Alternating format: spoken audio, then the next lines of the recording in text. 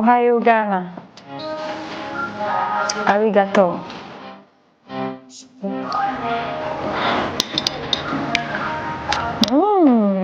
Oshi. Buchisa sama. Sayonara.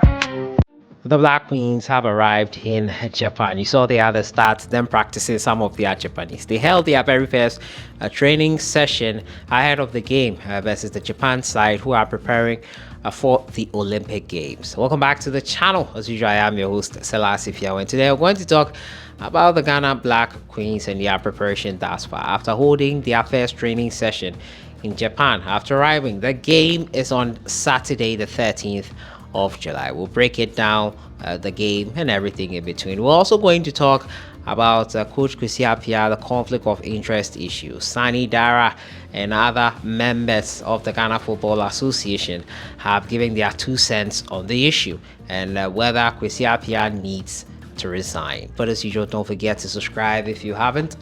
Click on that notification bell to get more updates. We jump right into it and first start from the camp of the Ghana Black Queens, who are in Japan for their international friendly. The Black Queens will be playing versus Japan, who are preparing for their Olympic Games. Unfortunately, the Ghana Black Queens will not be there. It's quite unfortunate how that is, but it has been a great time since they landed. You saw the other stats, them practicing their Japanese.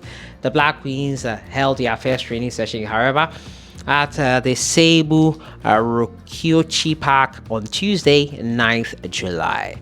The team arrived in Kanazawa City in the early hours of the day and proceeded to do a light shake-up after a long journey. Now, the Black Queens will continue their training on Wednesday, 10th July, that's today, through to Friday, 12th July, before playing against Japan on Saturday, 13th July. All players participated in a successful training session in fine spirits ahead of the match.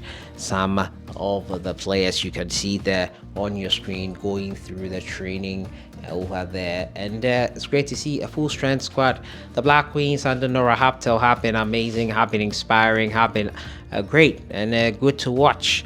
They have been amazing, and I have been impressed by watching them. I think Nora is on the right track. Unfortunately, we couldn't make it to the Olympic Games, both men and women's football, and we have to well, I have to say, we have to make do with what we have. We have the women's AFCON, a return after missing out on the last 2 editions. The last time we took part in it, we were the hosts, so it has been a long time since we qualified for the Women's African Cup of Nations. We're happy with that.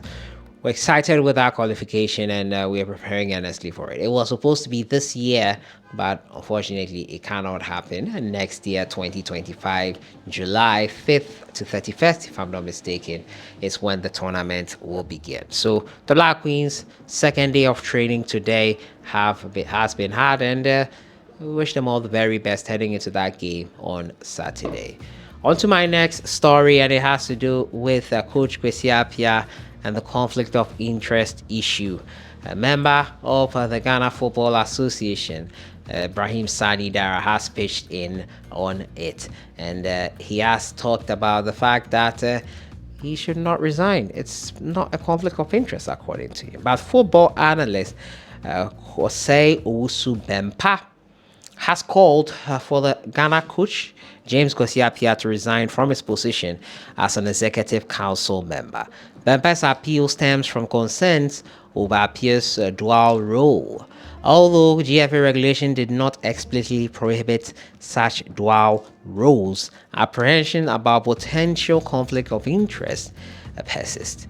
Speaking on Love FM, he emphasized that Kwesi Appiah should step down entirely from the GFA's decision-making body, rather than simply abstaining from discussions ahead of the matches. So, for example, if today the GFA convenes a meeting to discuss playing Sudan and strategies on how to beat them to qualify, how would Kwesi Appiah be able to participate in such discussions? What it does is that you are having insider information, and we are talking about 2 different federations here. I'm hearing people say no, he has to recuse himself, but why doesn't he rather just stay away. That is my personal advice, he added. Well, Ibrahim Sani Dara has pitched into the conversation, and he believes that it is not a situation of conflict of interest. He says Kwesi Appiah shouldn't resign as a member of the GFA Executive Council. Kwesi Appiah, being in charge of Sudan and a member of the ESCO, will greatly benefit Ghana football. For example, 3 Sudanese players are now joining Kotoko thanks to his ingenuity. The learning experience he gains in Sudan will be brought back as a Ghanaian to impact Ghanaian football. I don't see anything wrong with that. I think Sani Dara is missing the point here. It's not about that influence in that manner. It's about the fact that he's a member of the executive council who sits down to deliberate on the Ghana Black Stars and happenings in and around the Ghana Black Stars and everything in between. He is part of the highest decision-making body in terms of Ghana football, and if he has inside information that he can use to his advantage, what good does that serve us? The fact that he's able to influence Sudanese players to play in the Ghana Premier League, it's beside the point. That is not what I think we are driving at. We are talking about the fact that he should probably not be in charge of the EXCO or be in the EXCO and then be a head coach for the Sudanese national team. It doesn't go well for us if that is the case. Somewhere, as Usman said, insider information. I get where Sani Dara is coming from, but it is not related to what we are concerned about in terms of James Kwesi Appiah and his involvement